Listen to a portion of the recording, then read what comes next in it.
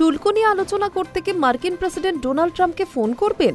ব্রাজিলের president Luiz Inacio Lula da Silva স্পষ্ট জানিয়ে দেন, কখনোই না।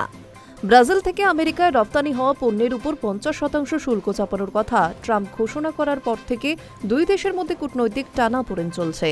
সেই আবহে ট্রাম্প দাবি করেছিলেন লুলার থেকে ফোন পাবেন, কিন্তু সেই দাবি নস্যাৎ করে দিলেন ব্রাজিল প্রেসিডেন্ট নিজেই।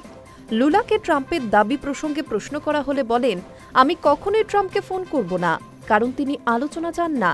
ব্রাজিলের ওপর 50% শুল্ক আরোপের দিনটিকে দুই দেশের সম্পর্কের ক্ষেত্রে সবচেয়ে দুঃখজনক দিন বলে উল্লেখ করেছেন লুলা।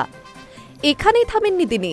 শুল্ক আরোপ নিয়ে ট্রাম্পের সঙ্গে কথা বলতে না চাইলেও ভারতের প্রধানমন্ত্রী নরেন্দ্র মোদী এবং চীনের প্রেসিডেন্ট শি জিনপিং এর সঙ্গে ফোনে কথা বলার ইচ্ছা প্রকাশ করেন ব্রাজিলের প্রেসিডেন্ট। তার কথায়, আমি শি জিনপিংকে ফোন করব প্রধানমন্ত্রী মোদীকেও, অনেক বিশ্ব নেতাকে ফোন করব। উল্লেখ্য, ভারত, চীন, ব্রাজিল ব্রিক্সের সদস্য। সম্প্রতি ব্রিক্স সম্মেলনে পহেলগাঁওয়ে জঙ্গি হামলা এবং ইরানে হামলার বিরুদ্ধে সম্মিলিত বিবৃতি দেওয়া হয়েছে। যদিও সরাসরি আমেরিকা বা ইসরায়েলের নাম করা হয়নি, তবে বার্তা ছিল স্পষ্ট। তারপরেই ট্রাম্প ব্রিক্সে যুক্ত দেশগুলিকে শুল্ক হুঁশিয়ারি দেন। তিনি জানান, ব্রিক্সের আমেরিকা বিরোধী নীতির সঙ্গে যেসব দেশ যুক্ত থাকবে তাদের বাড়তি আরও 10% কর দিতে হবে মার্কিন পণ্যে। সপ্তাহখানেক আগে ট্রাম্প ব্রাজিলের ওপর 50% শুল্ক আরোপের কথা জানান।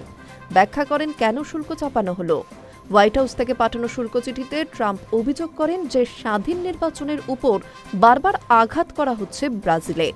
দক্ষিণ আমেরিকার এই দেশে আমেরিকানদের বাক স্বাধীনতার অধিকার খর্ব করা হচ্ছে বলেও দাবি করেন তিনি।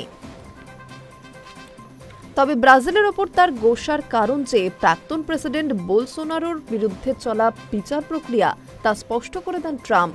ব্রাজিলের বর্তমান প্রেসিডেন্ট লুলাকে পাঠানো চিঠিতে তিনি লেখেন, শ্রদ্ধেয় বোলসোনারোর সঙ্গে যে আচরণ করা হচ্ছে তা ঠিক নয়। এই বিচার প্রক্রিয়া চলতে পারে না, এটা এখনই বন্ধ হওয়া উচিত। পাশাপাশি অতিরিক্ত শুল্ক আরোপের নেপথ্যে কারণ হিসেবে ব্রাজিল এবং আমেরিকার অন্যায্য বাণিজ্য ঘাটতিকেও দাবি করেছিলেন ট্রাম্প। High news network.